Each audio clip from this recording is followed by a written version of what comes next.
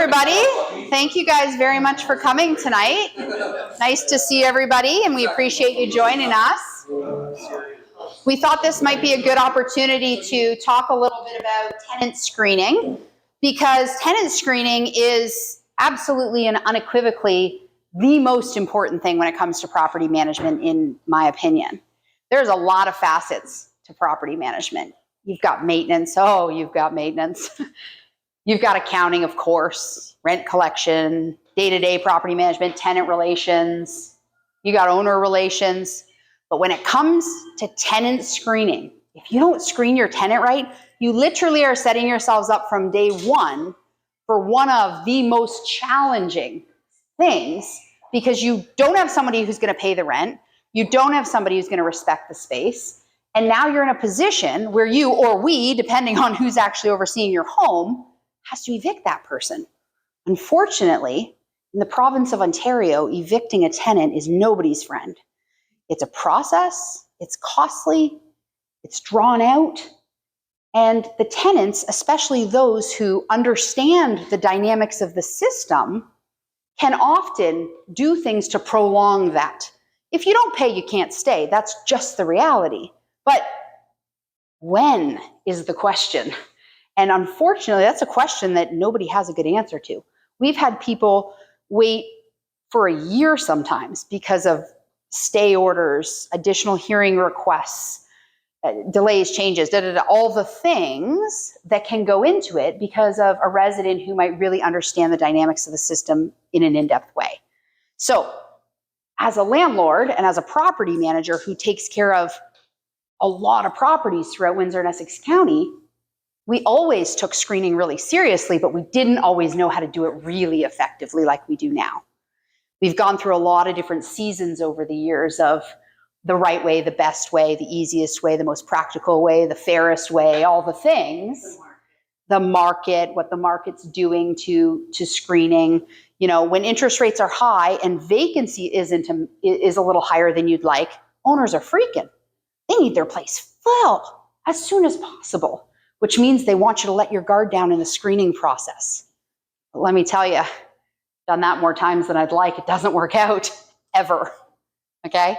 So, you know, we've had multiple iterations over the years of what does screening look like? What does it really mean to provide fair housing and ensure appropriate screening where, you know, you're asking the right questions, but not too many questions, and you're respecting privacy, but you're having an in-depth enough understanding to really know what kind of risk you're taking on? Well, at a time, we had a gentleman who drove up to a property that Dale and I were there showing together on Wellington, a beautiful property, in Fantastic. A Lincoln. He was driving a Lincoln. I was like, this guy's good. He's driving a Lincoln. He came in, he talked well, he shook my hand, he had cash first and last. I'm like, yeah, this place is gone and it's on Wellington. Bye. What day do you want to move, sir? This was in the very early days, and we moved him in and he never paid again. Because the Lincoln and the handshake just wasn't enough. But you don't know what you don't know. And over time, obviously that evolved. But it didn't evolve as quickly as I would have liked, because what seemed like an evolution was really tuition. We were learning what really works, what really doesn't, what are real indicators. Because truly, the only thing that can tell you what true indicators are of default rates, true risks, is data. It takes time to gather data, especially data in volumes that can give you clear and unbiased information, right? We're very fortunate today in 2023, we have a lot of data. We have 13 years of data of thousands and thousands and thousands of tenants and units over time that we've screened, and who's worked out and who hasn't, and what system we were using, and why we accepted or declined someone, and what the outcome was, to be able to derive what our system is today. So for a long time, our system was predicated on credit checks, which is very common. That's what a lot of people use.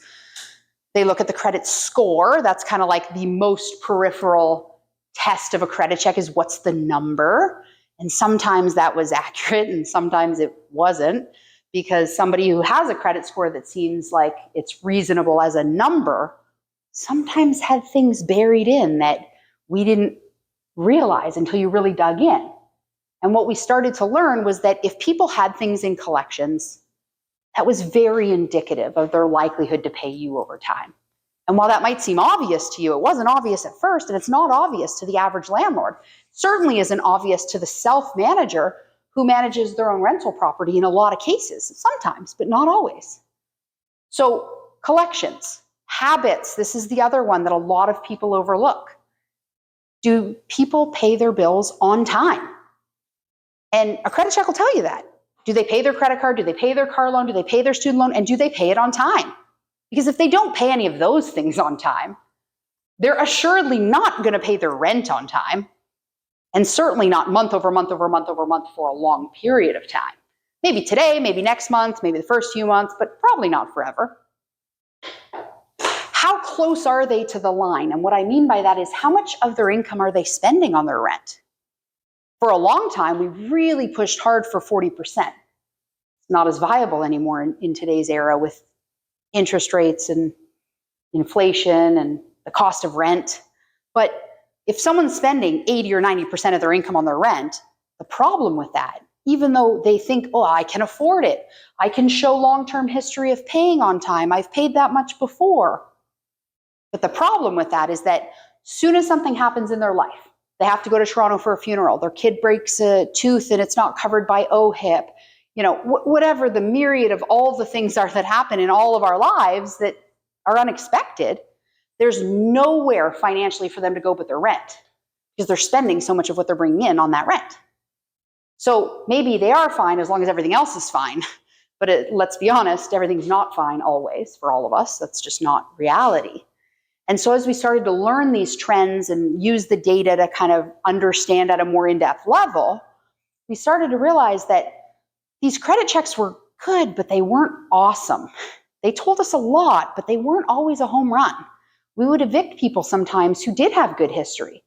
And usually that was because their life circumstance changed, or because there were pieces of information that we didn't understand about what they were doing before. So for example, a credit check's never going to tell you what kind of cash flow they have in their day-to-day life based on how much they were spending before. So when we would sometimes learn that people used to pay half what they're paying now because rents are crazy pricey compared to what they once were, and so now they're paying twice what they used to, and on top of that, they already were spending everything they were bringing in their daily lives, and so if they don't change their habits and now they're trying to spend twice on the rent, they're hooped. They're going to struggle. They're going to pay late. They're going to be paying in drabs. They're calling. They're this, they're that. That's not the ideal tenant. We need a tenant who's going to respect the space and pay their rent. And so to really find that, we finally, at this point in our business, have come to our current process that we've been using for, I think, just over a year. And it's a fintech. So it's a bank integration product. So we don't use credit checks anymore, at least not on a regular, traditional case-by-case basis. We use a fintech product. And so when an applicant goes through the process to apply, it's about a 9-minute process for them to go start to finish. And they actually log into their bank, and it gives us the back-end data of their spending habits. So when they apply and say, I don't have any pets, but they shop at PetSmart every month, it gives you a little more insight. When you find out that they're spending $1,800 on rent and now they're going to spend $23,000, but they're negative cash flow every month, you understand your risk a little bit better that could never be forthcoming in a credit check. Or they're in the gig economy and their credit actually, they score better in that kind of product than they would on a credit check because they've got income that's not very stable on a week-to-week basis, but pretty stable over 8 or 9 months. And the product we're using now picks that up as incoming cash into their account, right? It's pretty interesting, and we found a lot of success with it. We certainly are still trying desperately to be in a place where people are spending less than half their income on their rent. It's a battle. It is tough because the average income and the average rents just don't quite align the way that we'd like them to. That's the marketplace that we're in. So we do our best to work with that. Yeah, Paul? Are you looking at those, obviously it's more risk the higher they are. Sure. But are you looking at when people are defaulting or when you're trying to get people or are you going back and looking at that data? Every time. Every time. Yes. We have to debrief because we have to understand, first of all, what's the gap? Second of all, did we miss something? And third of all, are we developing a trend that we can now incorporate into our screening, which we've done for years? That has been a measure of our ability to incorporate improvements into our process, is when we see those patterns. So absolutely every time we debrief. Are you seeing the correlation between the higher and We typically are not letting people spend more than half their income on their rent. So yes, to a degree, but we are very cautious because we know what the risk is. We know what will happen if people are spending 60 or 70% of that income on rent, that we will set ourselves up for that outcome based on past experience. you say, like, if I'm only spending 40%, Yep. are you seeing a correlation with someone who's spending 50 and obviously 60%? Absolutely. One of the biggest things that we've seen in the last 12 months is that rents of $2,000 and higher, people are paying late more than ever before. And that's because they've stretched initially when we go back on their application and are spending more like half their income than they are, what was even 30% sometimes, or 35%. Now they're spending almost half, or sometimes slightly more. And in some cases, we're letting them do that. And so a lot of that is predicated on the fact that a $2,000 product is not what a $2,000 product used to be. I mean, 5 years ago, a $2,000 house was a nice house. Right now, a $2,000 house is like most houses, right? The villages are what, 1950? Yeah, 2,000. We can get $2,000 in the villages, and you've got electric heat. If you can get $2,000 in the villages, that's not a high-end rental. No, you've got a postage stamp of property and electric heat, right? But the reality is that we're seeing those trends that people are actually, not a person, not a couple, a lot of late payers in that bracket. Whereas before, those were always the easy rentals. $2,000 and more, you were a premium renter, you had good income, you often were more like 30%, to be honest, of your income on rent, because to be at a level that you could or would or wanted to spend a couple grand a month on rent, you had the income to do it. And you were renting either out of convenience, out of temporary location, out of being new to Windsor, out of these types of reasons, as opposed to, it's not viable for me to buy a house, so I'll rent. And now we're seeing those people pay late, a lot of them. And so I think that really speaks to what you're talking about, Paul, where they're now spending 50% or 55% of their income and stretching, and the gap's closing, and where do you go? And then things happen, and groceries are expensive, and gas is expensive, and everything else is expensive. And what do you do? And where do you go for that money when something's unexpected, or frankly, depending on personality, when something is expected, right? It's tough. It's really tough. So we are finding this fintech product to be very beneficial. It creates some level of ease because it gives a score, essentially. And so we actually have a system now where if your score is 89 or above, it's 100 out of 100, you're automatically approved to spend X dollars. Whatever rental you want, but X dollars, okay? If you're scoring 60 or below, you're automatically declined. So that means we're only manually adjudicating what's in between. So we're able to process a lot more, a lot faster, and just tell people the bottom line. If I can tell you you're in or you're out, I'm not wasting your time and I'm not wasting mine. At least you know what time it is. Now, you might want to, if you're in, you might want to look at different rentals. You might want to check different properties, see different opportunities at that price point. And of course, we have to be very cognizant of that too, because when we approve someone, it's also for that dollar value. And so sometimes we have people who get approved and then say, great, I'd love that house right there. And it's like, but you were approved to spend $1,200 and that house is 24. So that's not going to work. So we've got to obviously be cognizant of that, but finding a way to screen your tenants effectively. And you might not have access to a fintech product, or you may not have the knowledge or experience or data that we have. But if you're going to screen yourself, it's not a feeling. It's never a feeling, let me just say.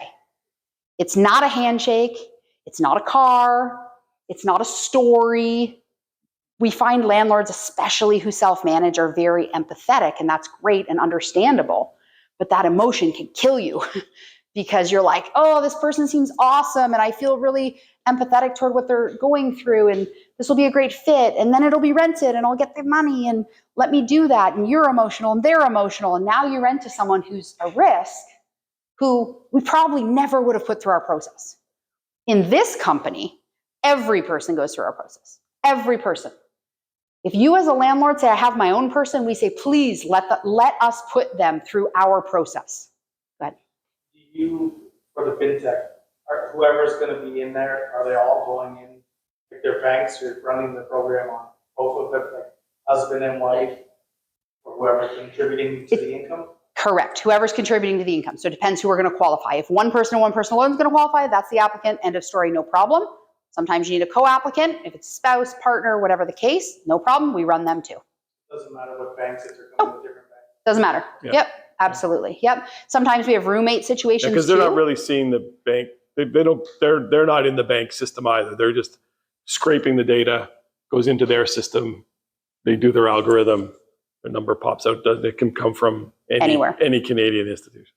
Yeah. We have a bit of a problem if it's not in Canada. So our Verifast is not effective for us if it's an American bank account. But they're working on that because they're very much after American clients. And it'll tell you if, hey, is this a new bank account for you? There's not a lot of data here.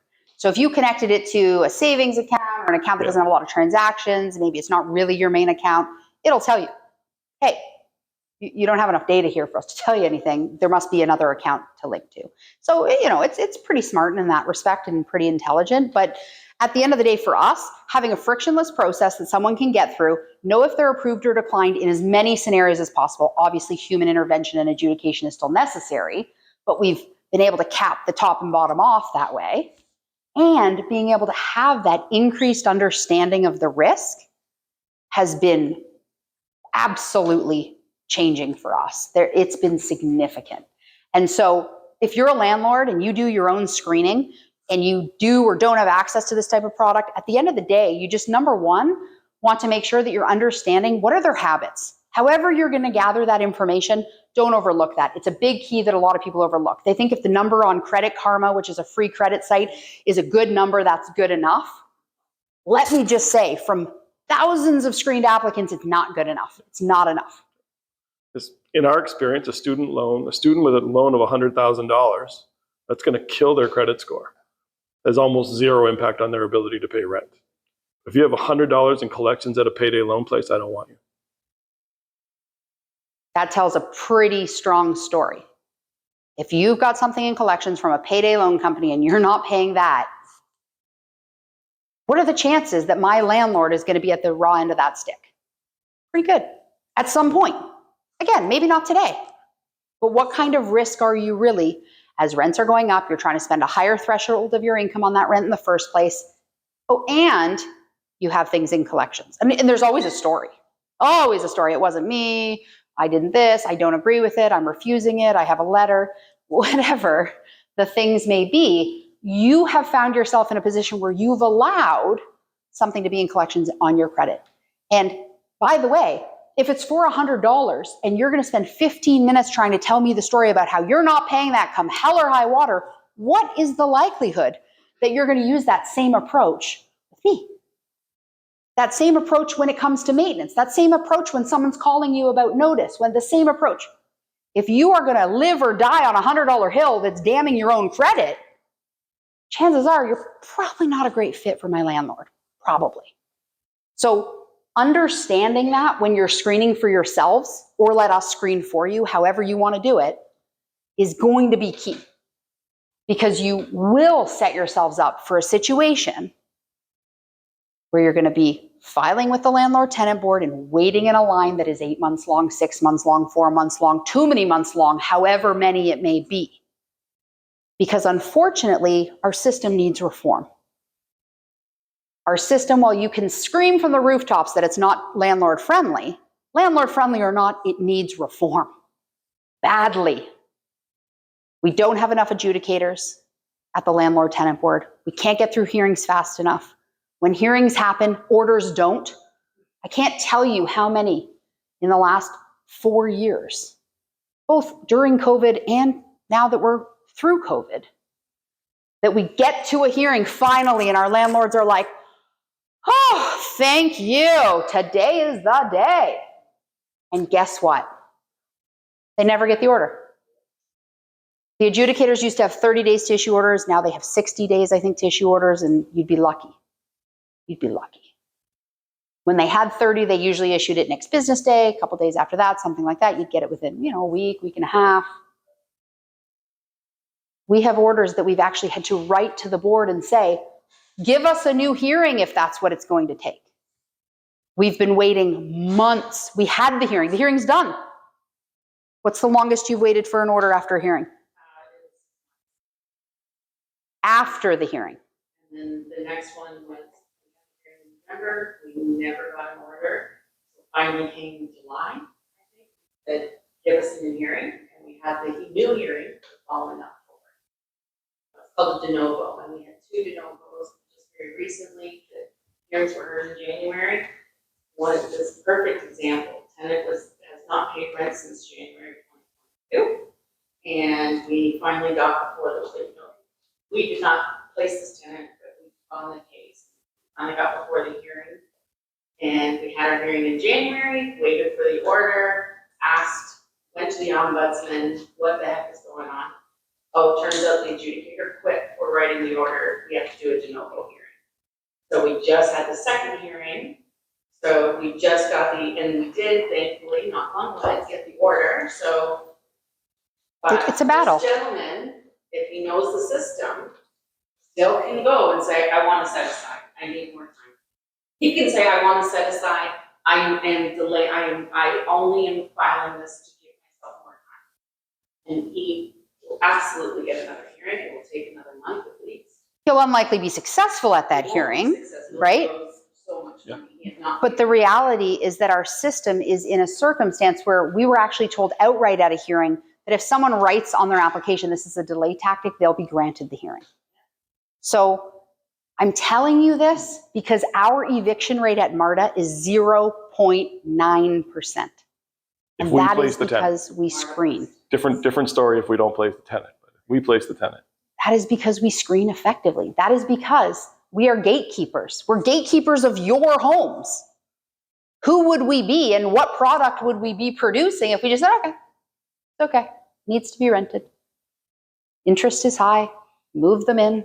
We understand. We can't. You can't either. So if you're self-managing, remember, screening has to be a huge priority for you. A feeling is not enough.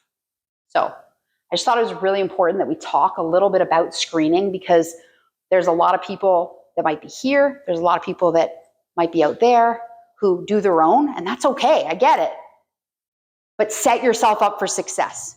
Don't do it because you're in a pinch. You're in the moment. You need the money. Your interest is high. Your place is vacant. You don't know what's going wrong. I'll tell you, if you're sitting vacant in this environment, you're charging too much. Our vacancy rate right now at this company is 1.8%, the lowest we've had in history, the history of this company. It is alarmingly low. We're going into September 1st, our busiest month of the year. Last year, we rented 86 units on September 1st. The year before that, we rented 136. We currently have 46 units available or less, decreasing by the day. We have nothing available. Unfortunately for landlords, that isn't ideal because even though it means less places are available and therefore more places have paying tenants, it means nobody's moving. There's nowhere for people to go. And when there's nowhere for people to go, you can't reset rents. So it is a struggle when the vacancy rate is too low. We like to see 2.5%, 3%. That's comfortable. That's comfortable. We can move things at a reasonable pace. We can get a reasonable amount of rent, but people are moving in the world of rentals. And in a world that's becoming very much Canada, a renter's nation, when there's nowhere to go, that's when rent control really works. I know landlords hate, I can only increase by 2.5. The struggle is real, but the average rental is only 24 months. That's the average of how long someone stays. There's no question that's being prolonged when our vacancy rate's less than 2. No question, because there's nowhere to go. If you call me today and say you need a 1-bedroom, I might have a couple. I might have a few. And we are the largest property management company in the city. 10% of this market. And I have nothing to offer you. You need a 2-bedroom? Can't do much better. Maybe 5, maybe 6. Need a 3-bedroom? House? We got 40 units in the whole city. City side to city side, including Chatham-Kent. That's all we have. Available 40 units. That's 40. Yep. That's all we have. And we're That's all we have. 6 weeks out from September 1st. So Busiest rental month of the year. there's, Would have expected, sorry to interrupt, but we would have expected to have about 40 to 60 right, at the end of June. correct, We had, 18. that was, Nobody's leaving. yeah, in one, yeah, so that was, because we were like, oh, that's gonna go way up, and I was like, I personally, I'm going in that in once. What are we missing? Because when people leave, that's the opportunity to reset rents. That's the opportunity to know what's coming available, even if it's not vacant today. 18 notice to vacates is unheard of. But the problem is people don't want to spend money on moving costs just because they feel like moving. They can't afford to. They're spending too much on groceries and too much on gas and too much on all the other things that we're all spending too much on. They're rent control. And they're in rent And they've control. got They don't rent want to pay today's rent. They're actually paying attention to that, right? The stock that's available is expensive. No incentive to move. So even if you're charging too much and sitting vacant, even if you're charging the right amount and moving quickly, rents are high, high, high. They're at an all-time high. So if you moved in a year and a half ago, you're under market. You're under market.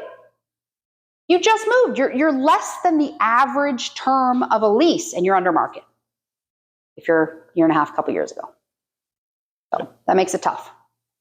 But being able to have an eviction rate of 0.9% when you're screening properly is a golden egg.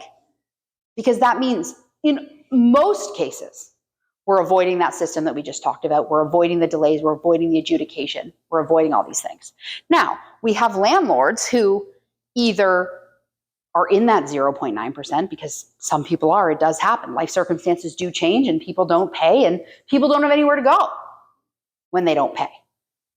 When the vacancy rate was high, if someone was evicted, if you send them an eviction notice, they just took off. Midnight movers. Nobody's a midnight mover now. There's nowhere to go. There's nowhere to go. Right? Where are they going to move to? They're going to spend 1.5 times the rent? We're being as stringent as we've ever been on screening and rents are as high as they've ever been. And we're the biggest company, so where are they going? And I suspect most of the big players are all screening similarly to the way we Effectively, are. however that may be, sure. So that means and also the silver lining, I guess, is if you do get evicted, where are you going to go? Like, there's a legitimate chance that you're a couch surfer if you get evicted right now. So there is more motivation to pay rent because Just have less options. I think that the city feels as though there's no place to go because when they look at the Kijiji ads, there's no ads, right? I'll just tell you real quick about that same beautiful place on Wellington. Different tenant, different amazing screening process. We evicted her after a very frustrating process as usual. And she called me. I was the only person that worked here. Calls my cell. I can see. Eviction. I wrote right below her contact in my phone. I'm like, Marda Management. She's like, hi, I'm just looking for a rental on blah, blah, blah street. I'm like, I evicted you on Wellington. She's like, okay. Right? Like, yeah, but having that data, which we still have, I'll tell you, she's never rented from us since, that's for sure. We've got a lifetime eviction list, that's for sure. You know, and that goes a long way in helping too. Sorry? You start with us, we give you a check. That's right. You did give us one. Yes, you did. Exactly. We get hired It was tough and then we give it to you. because it's a tough process. It's tough to do on your own. And when you don't know, you don't know. And when it's not your day-to-day business and you don't have data behind you, it's hard. He was an excellent. He was excellent. We have a lawyer, 3 lawyers. That's right. Yeah. It's tough. That particular lawyer doesn't like us much. Yeah. Go ahead, Rick. Tough question of the night. Hit me. You said that September's your busiest month. Yeah. What is September 2024? I think it's, I preface this with tough questions. yeah, I think it is going to be very similar to what we are seeing today. That is my prediction. Because we are continuing to become an increasing renters nation. Housing stock continues to be deplorably unavailable. We continue to be 3.5 million housing units short in Canada, and our build projection isn't being met. So I don't think it's going to get better, and certainly not by next year. So there is new stock. There's more new stock being built that's purpose-built rental property than Than there has been in a long time. there has been in half a century right now. Yep. Right? I'm a little bit concerned about the high-end rental. Like there's lots of demand because there's not enough. The vacancy rate's going to remain really low, but there's only a certain percentage of Windsorites who don't own a house and can pay $2,400 for an apartment. Period. End of story. There's only so many. And so as we continue to bring things online and they're $2,400, Because they're new builds. including Windsor Housing's own project, where they're charging $2,400. Yeah. The Windsor housing project on Meadowbrook is partial. I think it's 1/3 geared to income housing and the rest is intended to be market. And they're charging $1,350 for a bachelor. Yeah. And they're not getting Very, it. very small bachelor. Very small. But they're not getting it. It's vacant. Very cheap. Because- Very cheap finishes. And you're renting in the same building as geared to income. So that also has an impact on who's interested. And they're having a hard time moving those. And they know that the vacancy rate's as low as I know that it is, right? And yet they're having a hard time moving them, which just means that they're overpriced. They can't get that rent. They can get the people, but they can't get that rent. I think that, well, one, there is a small niche that can Yeah. afford 2,400. Sure. And obviously, all the cost of living is going up and the job, people aren't getting paid that much more money. That's right. That's right. They're working harder. Sure. Yeah. But do you think that the solution has to be bringing new people in? Well, one, like 500,000 people came to Yeah. Ontario. Yep. Is it those new people? Is that what we're relying on to fill these high-end or 2,400? Well, I don't think the incoming migration fills those expensive places. That's the problem. Some Right. of, but Some. not all of. But not the bulk of the immigration population is not making above the median salary in Canada, right? Like, so in order to afford the places that I'm thinking about, you gotta make 70 or 75,000 bucks as a household, and Talking about, for me, when you're talking about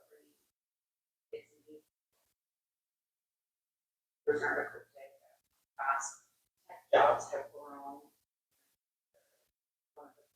growth rates, and it certainly was really well positioned for that being. Right. That's what I think is going to be in terms of bringing city in that income bracket. They will take those.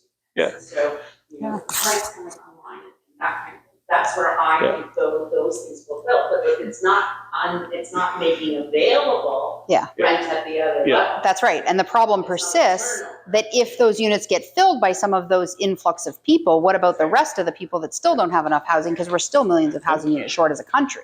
And my assumption until recently was that they would just take the cream of the crop of renters, right? That they would go into the Hive and all these other new builds that are high end. They'll take the cream of the crop of renters. Then the next group will move up. And if you have a place that's 100 years old and you haven't renovated, you're in trouble. Well, that's not true anymore because we have a vacancy rate under 2. So you're not going to be in trouble. What I see happening with the projects we're involved in on the high end is they can't move their price down because their bank Costs will are too freak out. Their costs are too high. And they might can't achieve their cap rate. might not be able to get their conversion financing from construction financing to regular financing. So it's worth it to them to keep their unit vacant until somebody comes along that can pay 24, 25, 2,600. They can't drop that to 19. Because that's the problem is So- they're not off by $100. So because that's true, those are sitting vacant longer. So even though the city's got a 1.9% vacancy rate, I suspect that the vacancy rate in apartments above $2,500 is higher, mostly because it's artificially priced, because they can't drop that price And they can't get it. and they can't get it. So they're not their price isn't elastic. Their price is related entirely to what the bank needs in order for them to get their Make it financing. work. So you're telling me the house, they can't drop the price because the bank won't lend the money? Yeah, they wanted the right debt service ratio when they move from construction to traditional financing. So they've got their expensive construction financing. They're willing to hold on to that construction financing longer at higher rates To convert appropriately. because they won't be able to get the rate they need. I mean, sound this way. No, it's okay. Do banks lend on housing rentals? Yes. Absolutely. They do? Absolutely, yes. Commercial lending, commercial Definitely. lending. And these, the ones I'm talking about are all 20, 25 unit Like, buildings. I'm not Like, talking your line of credit and stuff. yeah, Loan on the- yeah. Yep. And I'm really, the kinds of buildings I'm talking about are in commercial products anyway. So it would be the same as, the same kinds of people you would talk to get a loan for a big You business. know, and I was thinking about the US, they don't like doing that. Mm, Yeah. Michigan. Got it. I'm gonna add one little slice here Yeah. because commercial lending, all they care about is the building. All Right. they care about. That's right. Like, you're the third rung, they don't care about the person. That's not much. No. They No. care about what is the cash flow of that property. And What's the that's cap why rate? they're holding. Residential, they're investing in you as a person to pay back. Right. But commercial, all they care about is that building.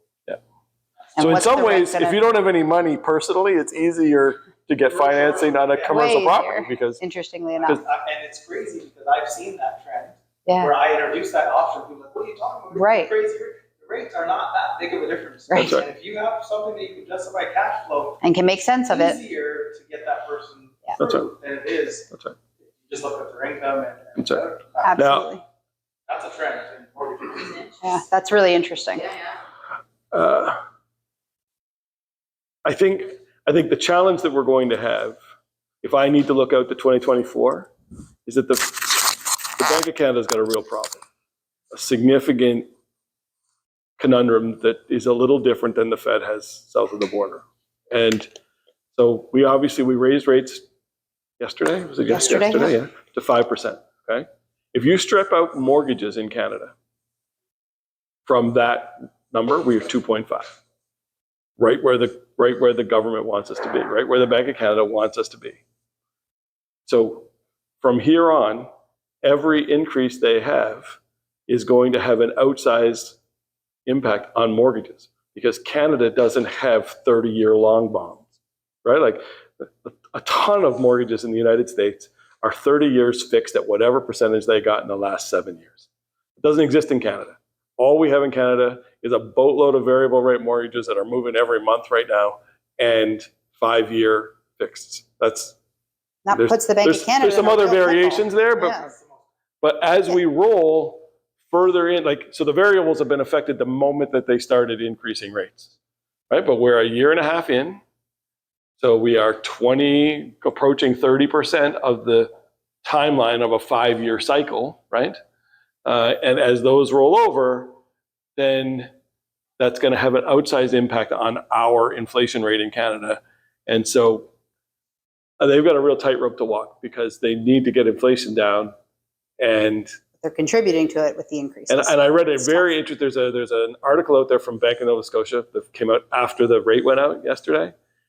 And he's like, he thinks that the Bank of Canada is trying to project further than really they can, because they really can't see, because they're trying to have us not anticipate that they're going to need to cut rates, and as soon as they cut rates, the housing market's going to fly. And I think the Bank of Canada is afraid of that, and I would be too if I were them. Is that I think we have no supply, nobody's putting shovels in the ground because it's too expensive, because the land they bought, they paid too much for to pay, 3 times the interest rate on constructing the property. So we're not putting shovels in the ground at the same rate. So we're not fixing our supply problem. And until we fix the supply problem, there's going to be huge demand for housing. Huge demand. So Huge. I guess if you screen well, being a landlord, it's a golden era to be a landlord, even though the interest rates are high. Getting back to your point, what we were discussing 3 minutes ago. Yep. About commercial financing. Yep. and that type of- Yep. Brand new builders of new homes. Sure. Have had that problem for 30, 40 years, and they got around it They had a loan out on the track, they built a house, and because the banks were so on top of them and said, no, you said you're gonna sell it that they couldn't lower the price, they couldn't negotiate. Of what they were selling it for. Exactly, it had to be that. So they would now throw in sodded lots instead of seed. Sure. They would throw in a complete appliance Sure. package. Sweeten things in other ways. Sure, to That's get to their value, right? Cut their margin, but still get to the value, right? So that Exactly. so the bank would finance it. Exactly. And they sold the home for Correct. banks. I have a landlord that plays that game right now. Very interesting, very creative.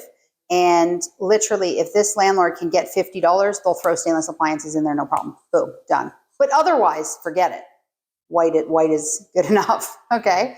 And it's really interesting to see that game being played by this particular investor who has a lot of units and they're growing and building and it's a growing portfolio, but So it's working for them. it's working. He rents it. That- That particular landlord actually rents the appliances. Paul's like, let me write that down.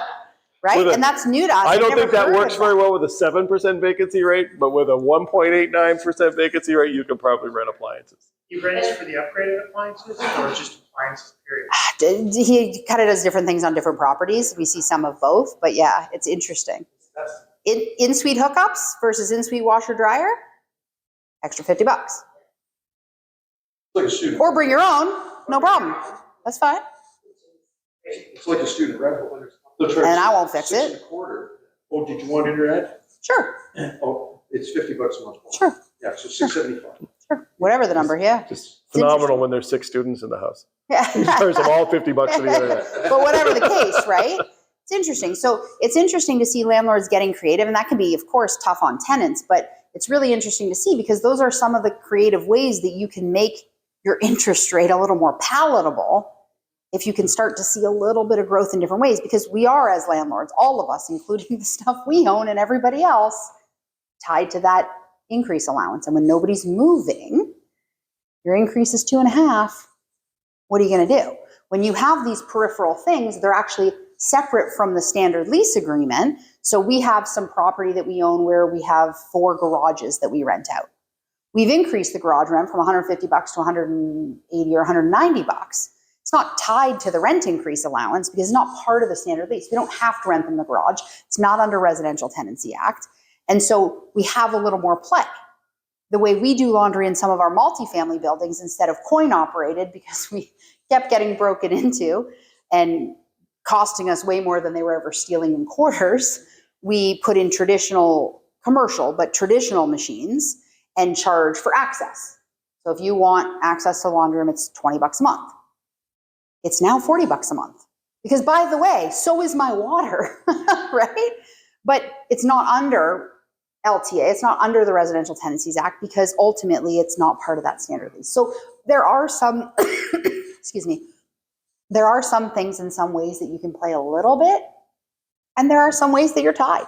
That's the reality. You just can't require it. Those all need to be optional things. Otherwise, you'll get in trouble with the LTA. But if they can live in your property and choose or not choose amenities, right? Then you've got some options. Then you've got some options.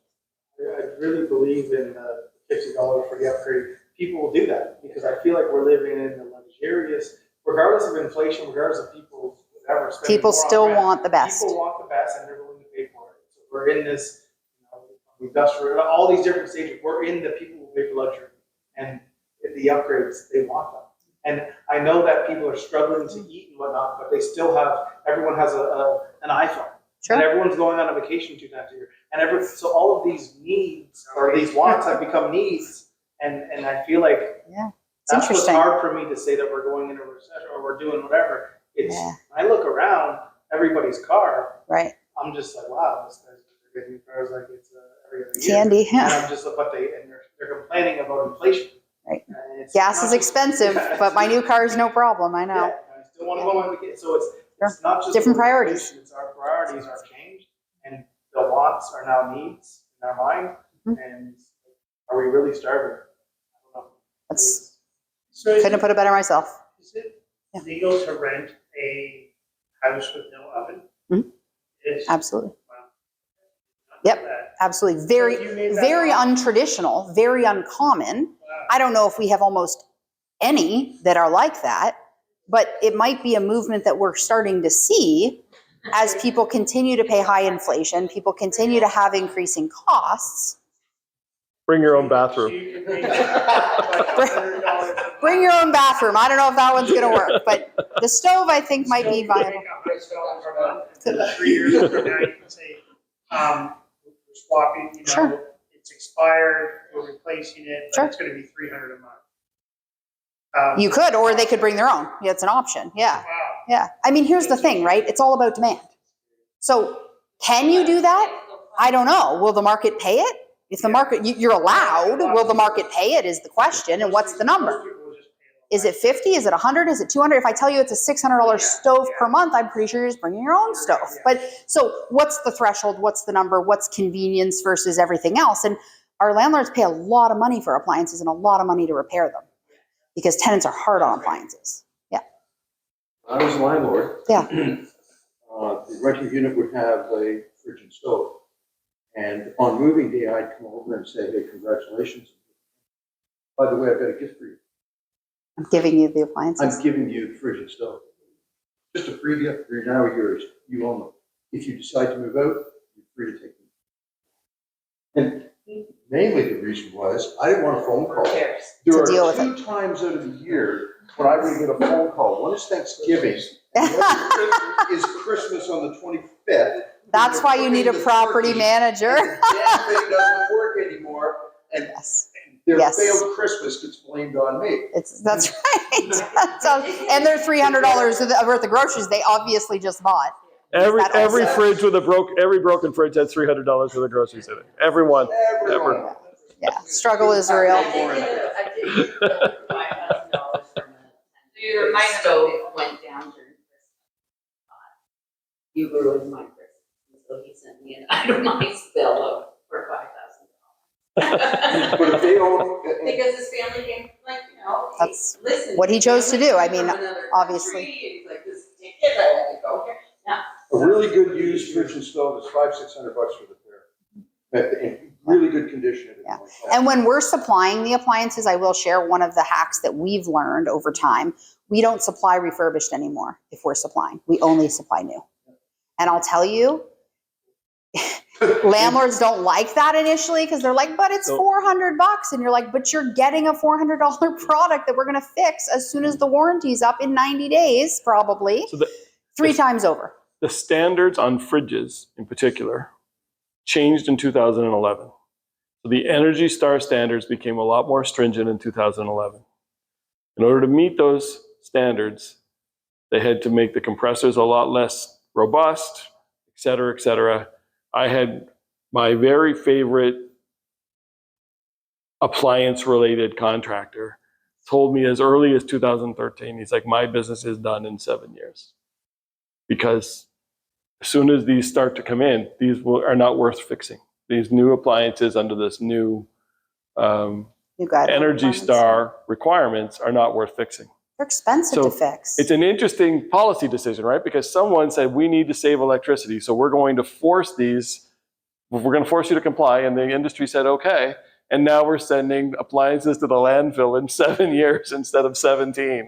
It's tough. It's tough. I don't think we've had, I don't think we've had an appliance repair bill under $150 in years. Like, Yeah. and that's like if there's nothing wrong, like it's minimal. If they fix it when they show up, you know, and otherwise it can be $200, $300, $350, $400. I'm like, what are we doing here for the second time? Even tray pieces are expensive. Like all of You it. need to replace a handle, a fridge shelf, a fridge bar. It's pricey. More than one, forget it. And it sucks for the environment because we're like, just get a new fridge. But that's what's most efficient. Like, it's tough.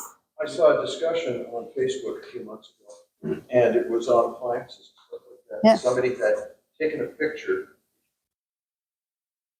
Some people in here might remember this. It was of a puke yellow fridge. Had one. Grew up with one of those. There you go. Yeah. Harvest Gold, as I will Okay. correct you, And yes. the caption on the bottom was, Still running. Yeah. That's right. Yeah. It's not- Guzzling electricity, but still running. Sucker was 40 years old or Yep. something. And going strong. Yeah, it's He was ready interesting. battery. Do you guys Keeps on running. Do you guys notice, or do you know how long these appliances are turning over in your units and whatnot? Not effectively enough right now yet, because we only switched to doing new a year ago. Like we were doing refurbished forever before that. So a year. You were refurbishing, like, my thing is I'll never ever get a used washer. That was one. We were refurbishing everything. Yeah. We were getting refurbished everything from coin ops to residential, laundry, washer, dryer, stackable if we could. Sometimes we couldn't. They were just not very available. We'd have to get new. That was probably the most common new purchase we made in appliances, was the stacking ones, because you just couldn't find them. In the same 2011 way. was a watershed. Like, ever since I first bought a house, I had a hot water tank. And those things last 25 years. Sure. They just never break. And if the rod inside, starts, you replace that for $15 and you're Call it good a to go. day. So, 10 years ago or something, 8 years ago, mine went, and it was owned. So called a buddy of mine, said, "Come on, put a brand new one in here, whatever it costs, I'll pay for it, put a brand new one in here, and then I know I'm good for 25 years. He said, No, not going to happen. 8 years, you'd be lucky if you get 10 out of it. Yeah. What? Just so you know, they almost 100% of them, almost, not probably 100, but over 90% go in our system between 12 and 14 years. So just start replacing them at 12, because once Because they what go, happens is they it costs rust out twice the the bottom. They damage. leak. That's the number one thing that we find happening, is they leak out the bottom. Our condos on Yeah. the Walker there. Yeah, they just replaced them all, right? They sent out, we got a letter from the condo board that said everybody has to have, we want to look up, you have to get it inspected by a licensed plumber, but we've already had 3 let go. So you should probably replace yours. So we sent our plumber out to go look at the unit, look after, and sure as heck, he's like, yep, it's already started. And, Had to replace it. They were less than 10 years old. Portofino did something like that too, right? It's interesting to see the equipment and its aging and what we're observing. And a lot of people gravitate, especially in the inflationary times, to rentals. Just rent it. It's $12 a month, $20 a month, whatever the number is. Why would we spend $1,200 today buying it? The problem is, if you actually do the math on the actual life cycle of today compared to the rental, it's usually a lot more efficient to buy. Because, well, If you've got the cash. the rental companies know the life cycle, I guarantee you that. And you'll pay about 300% if you get it from them. And we find that with furnaces, ACs. We have landlords, that are more commonly saying, should I rent my furnace? Oh God, please do not rent your furnace. Please don't do that to yourself. That's the worst thing to rent. Don't, please, please, please. But things are expensive. And if you don't have the cash and you've got a renter and today's That's right. the day, It's January 15th, then You gotta do rent your something. furnace. it's tough. Yeah. It's interesting, right? I always listen, I just want to listen. I want to pitch 'cause I want to hear the pitch. Yeah. Good pitches, like, They're closers. $5,000. I'm going to start doing that. Hey, could you mind if I record this conversation? Yeah. So hopefully, guys, that gives you a little bit of insight into kind of what we do for screening, some of the things we've experienced over the years, different eras and seasons that we've gone through, things that have worked, things that have not worked, and, gives you a reflection opportunity into some of the things you should look for if you're doing it yourself. Look for those habits. Look for the trends. Look for the cash flow. What are they spending on their rent? Because if you just say, 60%, you're going to have a problem. You have to get the tenant to sign, If you're going to run a credit check, yes. like your third party check. The bank verification, you mean, or like that we do, or Yeah. Yeah. Yeah. they they sign have to themselves into the bank Yeah, they had to sign up. Yep. They sign a waiver that Yep. that we're going to use their data. Yep. Use their data. Yeah, Okay. yeah. Yep. Otherwise, you can't And, access. I mean, if you come, I'm assuming they're not obligated to. No, not No. if they, like, they don't have to. They don't need to apply. Yeah. But Yeah. we will run credit checks for people who are concerned about. Right. Yeah. So I guess where I'm going with this is, I'm just playing Please. devil's advocate. 100%. Yeah, please go Yeah. ahead. I'm not value judging. By all means, yeah. If they don't want it, Mhm. you to check their bank statements Mhm. and and someone else does, Mhm. is that even legal? to What do you mean take if that someone else person? does? Well, Like if let's say, someone else does I'm what? okay with you checking my bank statement. Sure. This lady here says, no. Yep. I'll give you my credit score, but I'm Sure. not letting you look at where I spend my money. That's Sure. privacy. Sure. And you decide, well, I'm gonna go with Sean because he's allowing it. We use first in, first out every single time. The first applicant is the first one we adjudicate. It's yes or no before we move to the next one. So I'm never looking at both your So applications. if she says no, then we'll go to a credit check. We're not excited about it, but it slows the process down, but we'll go to a credit check. So if I say no, you're not checking my statement. So I could decide if I want to go to a credit check or if I'm not going to allow you to proceed. But I'm not looking at hers first. Right, I'm not bringing them both to the table and saying, which one's better, ever. okay, But fair enough, but if my credit score is good, Mhm. right? I'm telling you that right now, our current model is we will look at your credit score and we will use that to adjudicate. But someday we But we don't won't. have to. And if I just said to you, we're not going to, you don't want to comply with our process, that's fine. You can't rent it from us. And then I moved on to the next person in line. I can do that. too. I'm willing to have to defend ourselves on that. We might Yeah, no, lose. I get That might it. be something we It's fair. lose, but Devil's advocate, It's that fair. my credit score is more than adequate, and you're Yeah. like, I don't want to do it because they're not. I think- I don't even want I'm not running your credit. You're not running the credit. If you don't want to comply with my system. That's one of the advantages is it doesn't affect your credit score at all.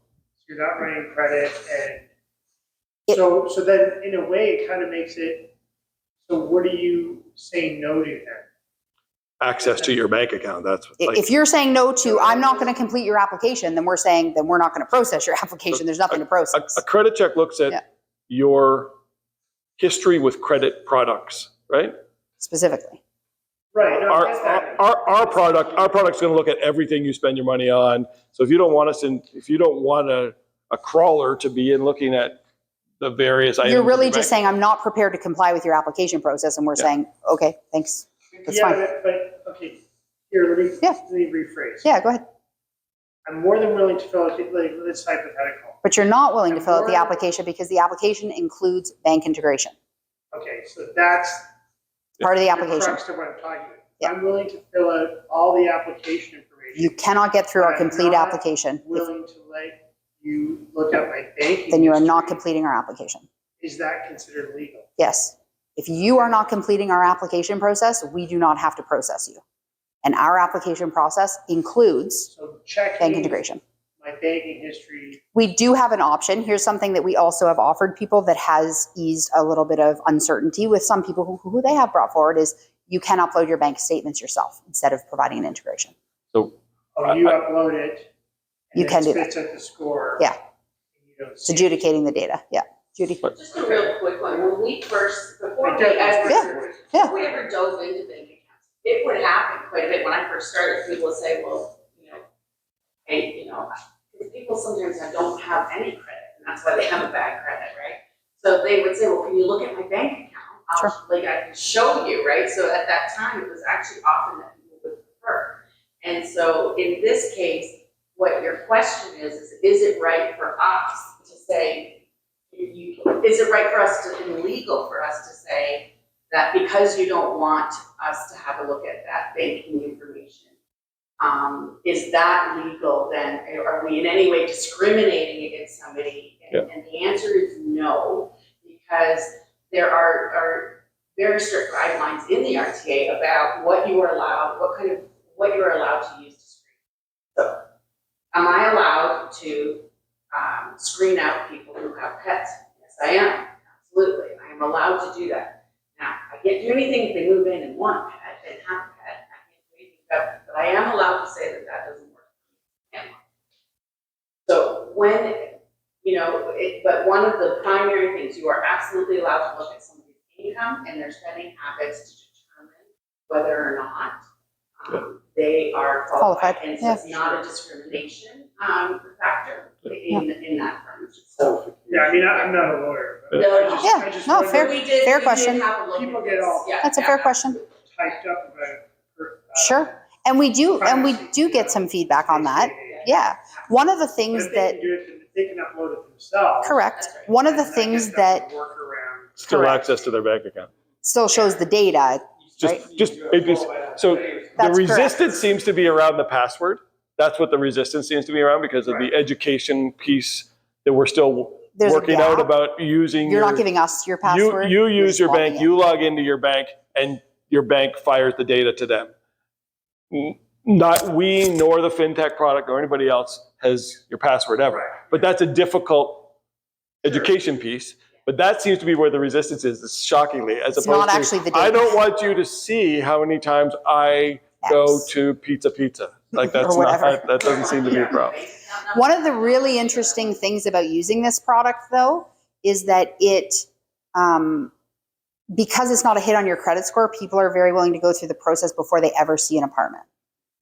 So it's a pre-qualifier, and we're not showing someone 60 places. Well, we don't have 60 places, but we're not showing them a ton of places that they'd never qualify for. That used to be a big problem. We used to show 100 places a week on average, and we were showing people 5, 8, 10 places. Correct. Ton of time. And For so them does the and for tenant. us. Like, Because now 9 minutes, you can know.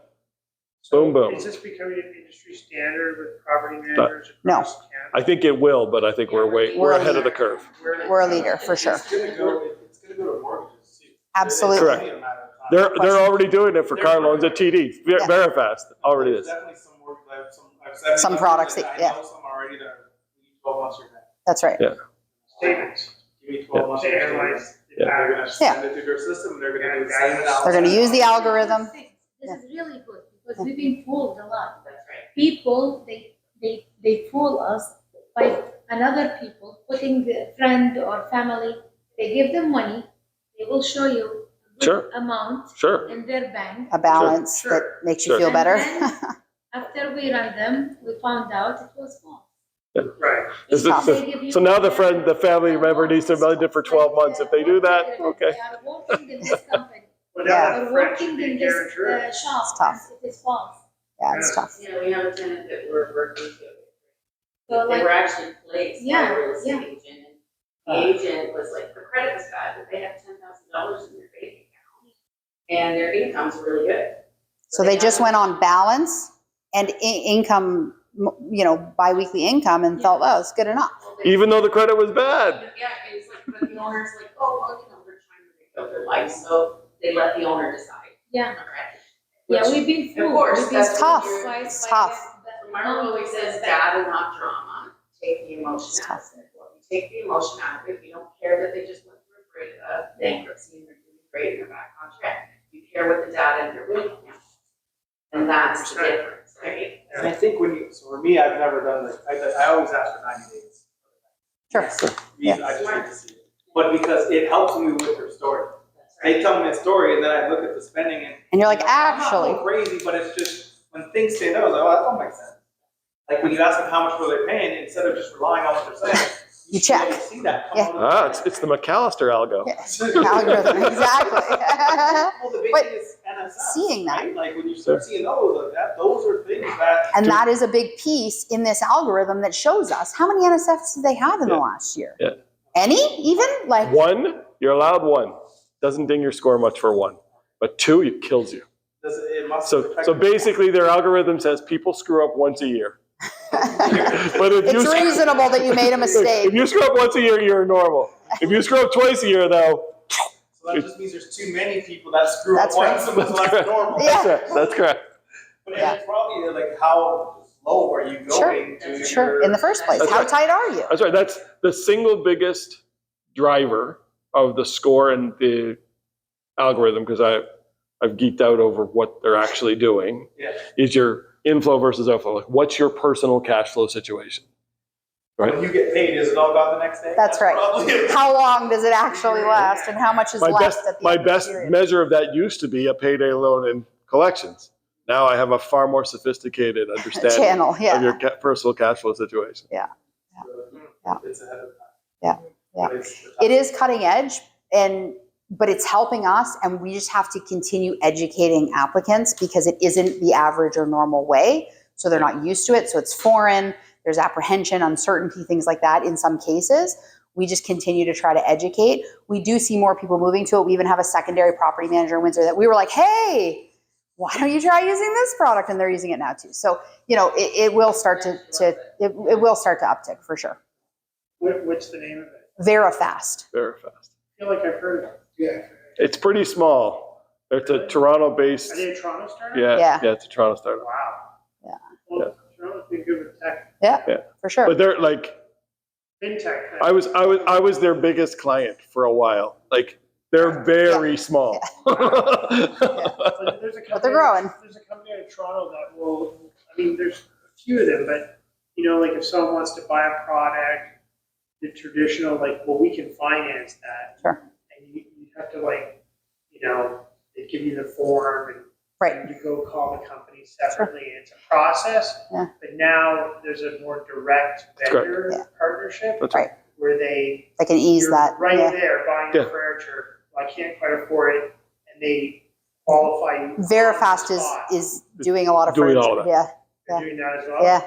They're doing furniture, car loans. I mean, and yeah. it's I think that might be the same it is the way Could we're be. going to extend a luxury environment. So just like we're now paying for cars weekly, Apple is going to continue to have you buy Apple products because Apple's going to use their $100 billion in cash to finance buy now, pay later of all Apple products. Pay us $10 a month forever. When Eaton's went bankrupt, when they closed their doors, I don't know when was that, in the late 80s, the Eaton family still had and this is 80s doll money, Sure. so it doesn't sound like a lot anymore, but Yeah. I mean, it is. Yeah. They had over $200 million Yeah. in Eaton's credit cards. Yeah. Those were Eaton's credit cards, like that's that Home Depot card. Exclusively. Yeah. That Before, juice on, Correct. in the late 80s. So Correct. They were far from poor, Yeah. far from Yeah. crying It's poverty. interesting, eh? That's Even Yeah. though they closed every department store across. Their big mistake was I think they gave all the real estate away. Yeah. Never give the real estate away. Don't do that to yourself. Well, guys, like I say, I just appreciate you coming out. Thought it was a good opportunity to chat about some specific topics tonight. Of course, the ongoing topic is always our housing crisis, which continues to be a big problem. but Not good. median price went down in June. Yeah. So for the first time in a lot of months. 6 months or whatever. We went from 545 to 525.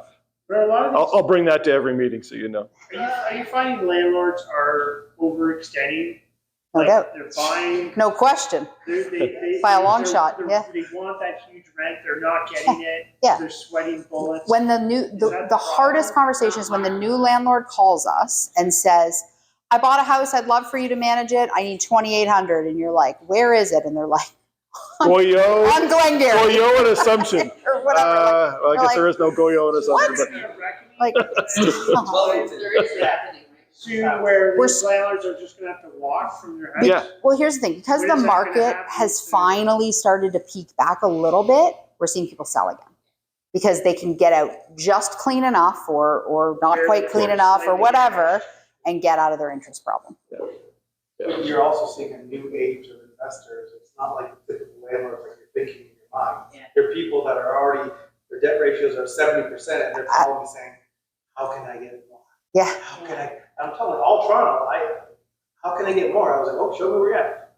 They're at 70%. Bro. And they're Yeah. like, can you figure it out? You're like, 1 We're supposed second. to be at 40%. do you have a rich uncle? They have all these ideas. So they have all these ideas of like, can we do this and Airbnb and this? And like, they're beating their head on it, trying to They're figure so out hyped to buy How to make it something. work. They're so, and they're not just buying something, they're trying to buy everything. Many things. And they're Yeah. not just trying to, they're not stopping. There's gonna be a correction. Oh, But we we've corrected. seen quite a correction. Here's the thing: we corrected by 25% in Windsor, right? Yeah. In 6 weeks. People seem to forget that, like, I remember the early 80s, watching, I was a lot younger, obviously, but I remember, like, the Reagan years, and I shouldn't remember this because I was, like, only 10, right? But I remember, seeing my dad sweat bullets. For sure. Interest, he was paying over 20% interest. Yeah. That is why all of the banks, all the central bankers on the planet were alive when that happened. Yeah. And all of the central bankers at the time got just hammered or edified as a deity if you're Paul Volcker because you came in and fixed it. This is normal interest right now. Yeah. I was in 1998, Totally I was borrowing private money for 12%. Yeah. Sure. I don't think the interest rate actually is a problem. It's the velocity by which we have Increased. increased it. Yeah. So Right. so Sorry. Yeah, by no, you're good, definition, yeah. if you bought a multifamily property a year ago or a year and a half ago, Sure. and you got a 2-year mortgage on it, you bought it with the assumption that money was free, Yeah. right? It was. Yeah, correct. And so the bank financed you, Mark, and did a great job and sorted out a loan for you and got you a loan at 2.61% from BMO. And that's great. And you got a 2-year mortgage because you're going to do a bunch of renovations. And then you're going to pull all your money out of this house 2 years, out of this apartment building 2 years later, and refinance it. And away you go to the races. And now you're looking at 6.7. Yeah, That's now it, you're tough. looking at double payment, but the issue about the correction that you're talking Yeah. about is the next phase is, do you remember when you were a kid, there was mom and pop shops? How many mom and pop shops are there now? And so to me, the future is pretty clear. It's gonna be institutionalized buying of all of, so we're gonna have a class of renters, that's gonna be everywhere. Because when people start defaulting, who do you think's gonna be buying? It's gonna be these people That's who are right. big, or it's gonna be banks, or it's gonna be some kind of institutionalized. There you go. Regardless, it's gonna be somebody collecting everything, and then we're gonna have generations of renters. It's already happening. It's where we're And equity funds that are thinking 50 years down the line. Sure. Not Sure. 5. That's right. Their money's sitting there, what they have. That's right. Got to do something with it. There's so much. Real estate's been an all right bet over the years. Money on the New York Stock Exchange. And that's exactly what he's doing. He doesn't care what your house looks like or anything. If it's worth $250,000, I'll give you $285 right now. Write the check. He's buying everything, fixing them up really nicely, and renting them out. And he's got an unlimited amount of money. And on that same premise, like even Barb Cochran, her whole premise of her business was she says, I've always overpaid for real estate with no hesitation. Who's part of progress? Big New York. Tank, yeah. The blonde, short hair. Blonde hair? New York real estate agent. Right, she's helping her cause. And she says, I've never hesitated to overpay. I've always overpaid up to 10%. Look what the market's done over the years. Yeah, we had a huge correction last year. It was tough on a lot of people. But if you look at 20 years of history, we're obviously nowhere but up. Yeah. And I think it's, 5 years. The more she buys up there, the course. more she brings everything else up, That's right. and so everyone has to keep up with her. It's So that's a crazy world when you're creating your own comps. Right? So thank you for coming, guys. Feel free to stick around and chat. Just thought it'd be a good opportunity. Thank you. I am so sorry, Sean. I hope you come back again next month. don't worry. The supply issues are not as severe in the States. Yeah. And the average length of a mortgage is far, Very far different. longer. What about, So Very the different in the acuteness won't be the same. It don't- getting back to Windsor, Yeah. and I haven't really touched this out yet, is there, and I don't know if there is a gold rush on this or if this is a big thing, but what about ADUs? ADU is very interesting. It's one of the best and one of the only ways you can really inject housing stock at a reasonable price Do you make today. money doing it? Like, I know that's a very general question. Yes. but as a Absolutely. landlord- So I'll just tell you, okay, we just did an ADU. My brother just did an ADU behind his duplex right here on Oak, half a block up. Oh, really? Okay, so it's a duplex. He Okay. had a 2-car garage.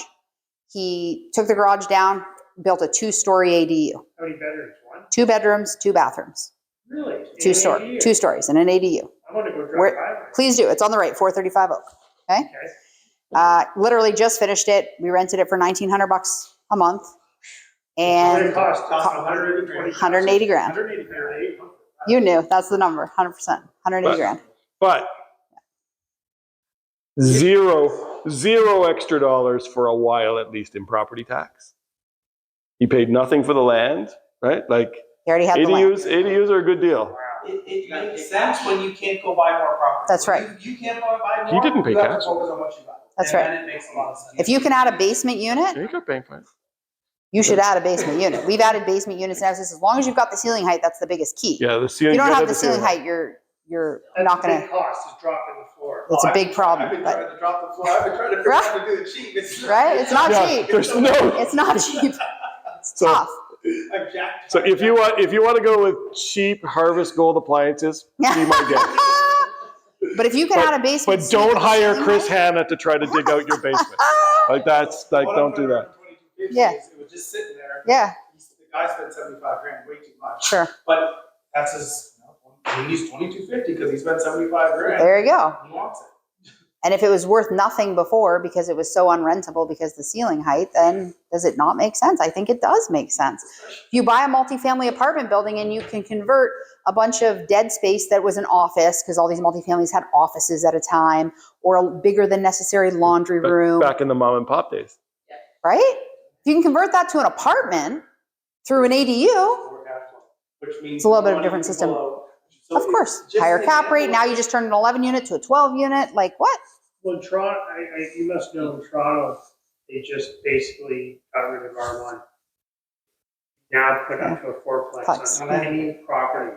That's totally insane. I mean, it's good. It's desperation. It's but- desperation. It's desperation, but you gotta figure that a version of that is coming to Windsor. Of course. No doubt. Exactly. Of course. They're already doing that. Toronto. Yeah, Toronto only. Like, it's No coming. question. It's all coming. No It question. has to come because the house. What choice do we have? How do we create housing for people making $46,000 a year? Period. End of story. How do we do that? That's the median income in Windsor is $46,000. How do we build housing for them? It's tough. You had to get more dense. We've got to be creative. We've got to get more dense. Adding units, in homes that we've purchased with ceiling heights that were reasonable in the basement where we've built out the units. Build out a basement unit if you've already got the basement and the ceiling height's reasonable, 40 grand, like 50 grand, like, Not. no, but Rick's like, no, I can do that in 7. Like if you have a product, you convert it, you avoid doing foundation, you're winning. If you're doing what you're doing, avoiding the foundation, you're laughing. And Yeah. furthermore, when you have a single family house and then you do that in the basement, and then you start trying to refinance, the bank starts saying, oh, you got money here coming in, money here coming in. Like you're going from a single family, like looking at, oh, how much is this to buy versus this is a rental property. You know that difference? Like I'm talking about Substantial. We're talking $200,000, $300,000 difference in comparables if you look Value. at a single family house compared to another house With a second unit and a garage that's rented. Yeah, exactly.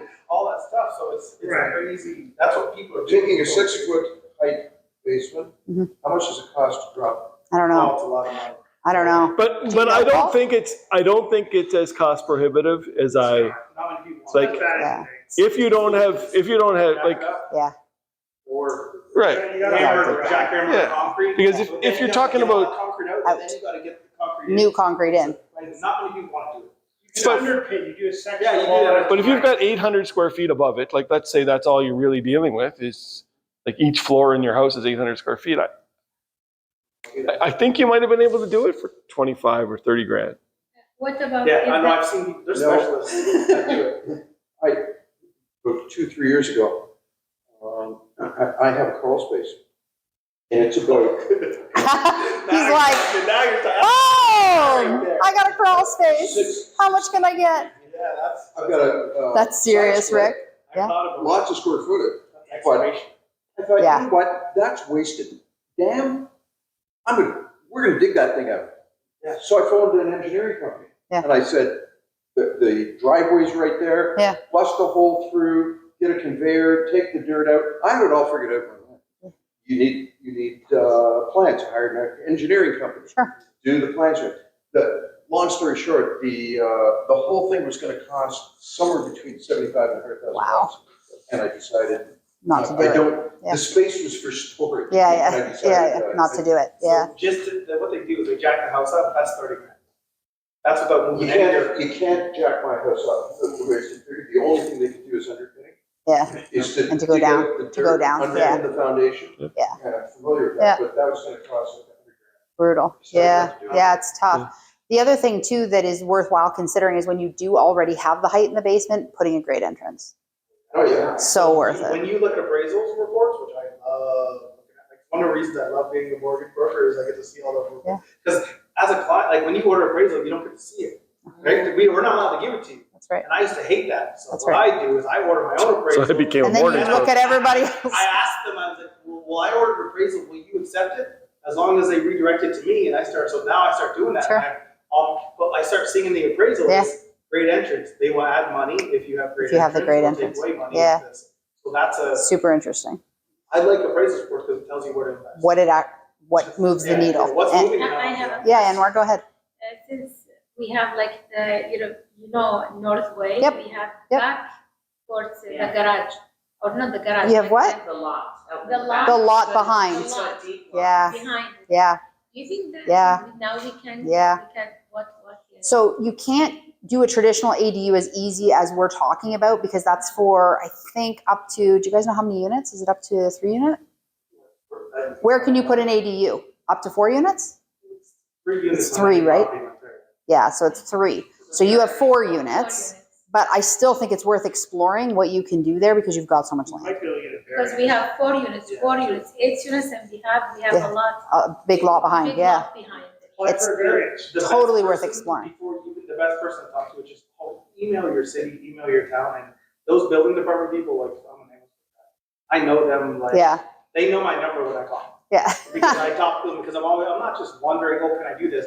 Can I do this? What is the barriers? And they're back to you. So in Amherstburg, I don't, Windsor's a little different. Yeah, they're a little slower in Windsor, 40 hours, but they tell I can get you everything. Connor's email. Yeah. They tell you everything So- that you can do. Uh, Like, I think- do I need to direct my husband to you? And Yeah, no problem. Tell him to give Judy a holler and we'll get you the contact information. At least you can get some exploration to understand what the opportunities are.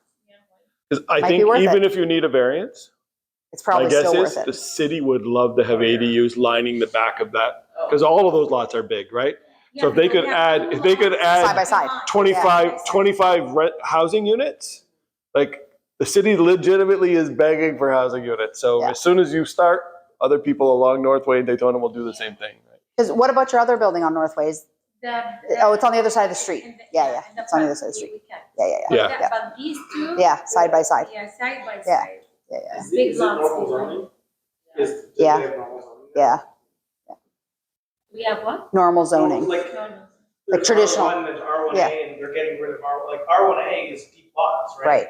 But they're getting rid, depending on the municipality, you're going through the process of, you have to keep 20 meters from your house. Yeah. But now they're getting rid of that. for That's right. R1A Because they're trying to to get allow to people build. to build That's right. because they need the housing so desperately. We are increasing And they density. need to do a lot more than that. There are some stuff they're doing, which is They take good. 3 years. So tough. I've been waiting, like. It's very difficult, delay of process. But we are helping. The permitting processes, the Yeah. code changes, it takes forever. I'm not So when the understanding municipality wants to fully, change but zoning, I need Yeah. to talk. Yeah, we'll help you, of course. Yeah, of course. Yeah, I think there's an opportunity there.